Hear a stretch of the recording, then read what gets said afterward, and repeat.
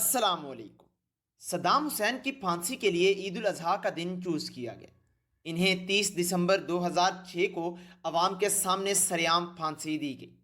جب Saddam Hussein کو تختہ دار تک لایا گیا تو وہ درود شریف پڑھتے رہے۔ انہوں نے ایک بار کلمہ شہادت بھی پڑھا، اشہد ان لا الہ الا اللہ و اشہد ان محمدن۔ ابھی رسول اللہ ہی نہ کہہ پائے تھے کہ ان کے پیروں کے نیچے سے تخت کھینچ دیا گیا۔ کئی لوگ خوش تھے اور کئی لوگوں کے لیے ان کا مسیحا چلا گیا۔ آج آپ کو اس ویڈیو میں صدام حسین کے بارے میں بتانے جا رہا ہوں جو امریکہ کے لیے ڈرونا خواب تھا۔ آج بھی لوگ صدام کو لیجنڈ کا درجہ دیتے ہیں اور پنجابی سنگر سدھو موسے والا نے بھی اپنے گانے میں ان کا ذکر کیا۔ لیکن یہاں سوال یہ پیدا ہوتا ہے کہ آخر کون تھا صدام حسین، جس کے بیان اور کام پوری دنیا کو ہلا دیتے تھے؟ ادریس ٹی وی کی ویڈیو میں ایک دفعہ پھر خوش آمدید۔ صدام حسین 28 اپریل 1939 کو عراق کے ایک علاقے تکرت میں پیدا ہوئے اور پھر ان کے والد کی موت کے بعد ان کی ماں نے دوسری شادی کر لی۔ بچپن سے ہی صدام کچھ الگ کرنے کے خواہش مند تھے۔ ان کے ستیلے باپ ان پر بہت ظلم کرتے تھے اور یہ محض 10 سال کی عمر میں ہی بغداد اپنے چاچا کے گھر چلے گئے، وہاں سے اپنی پڑھائی مکمل کی۔ صدام حسین ناظرین ایک بہت ہی بہادر لیڈر تھا جس سے یہودی خوف کھاتے تھے اور صدام حسین کا نام بھی سننا پسند نہیں کرتے تھے۔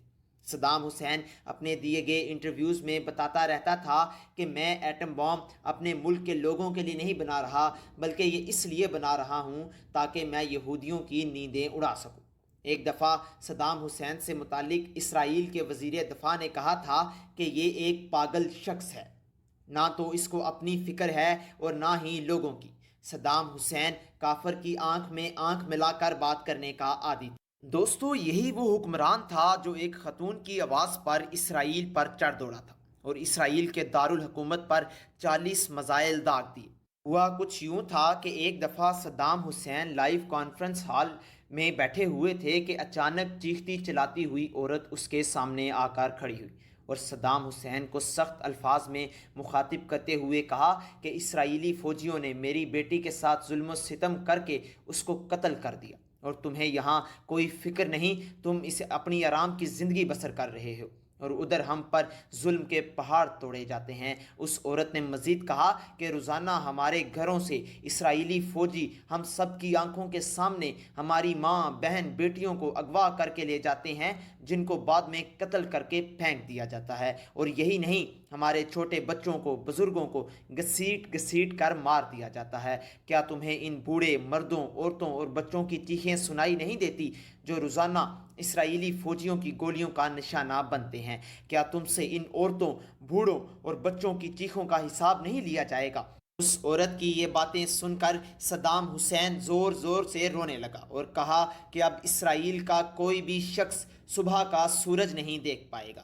لہٰذا اس کے فوراً بعد صدام حسین وہاں سے اٹھا اور فوجی قیادت کی ایک میٹنگ بلائی جس میں اس نے اسرائیل پر حملہ کرنے کا حکم جاری کر دیا اور وہ اس کے حکم کے مطابق اسرائیل کے دارالحکومت پر 40 میزائل داغ دیے گئے جن سے اسرائیل کے ہوش اڑ گئے۔ صدام حسین اتنا طاقتور اور اپنی مرضی پر چلنے والا شخص تھا کہ کوئی بھی ملک یہ پوچھنے کی جرت نہ کر سکا کہ اس نے یہ میزائل کیوں مارے ہیں۔ ان 40 میزائلوں نے اسرائیل کے دارالحکومت کو تہس نہس کر دیا اور ہزاروں یہودیوں کو جہنم واصل کر دیا۔ صدام حسین نے یہ 40 میزائل ایک ایک کر کے داغے تھے، مطلب جب یہودی امدادی ٹیم اپنے مرنے والے یہودیوں کو اٹھا رہی ہوتی تو اوپر سے ایک اور میزائل گر پڑتا۔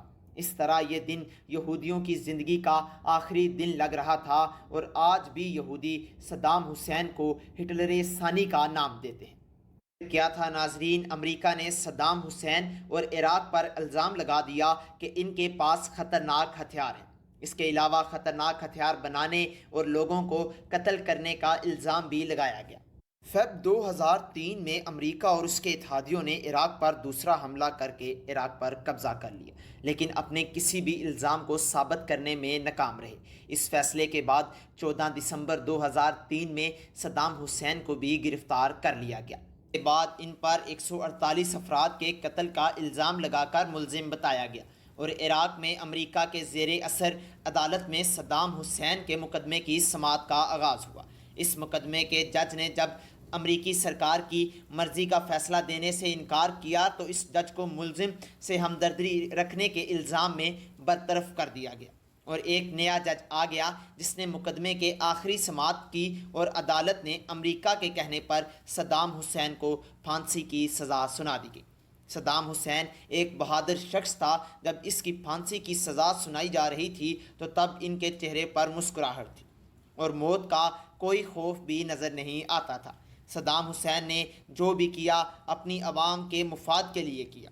صدام حسین کے لکھے گئے آخری خط میں ایک خط ایسا بھی تھا جو اس نے اپنی بیٹی کے نام لکھا کہ یہ لوگ مجھے مار دیں گے لیکن میں اس میں راضی ہوں جس میں اللہ کی رضا شامل۔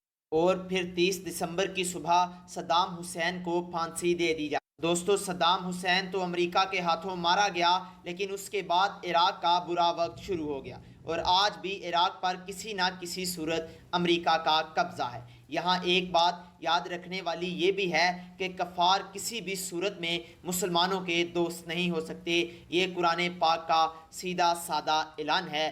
امید کرتا ہوں آپ کو یہ ویڈیو پسند آئی ہوگی۔ انشاءاللہ حاضر ہوں گا ایک نئی ویڈیو کے ساتھ۔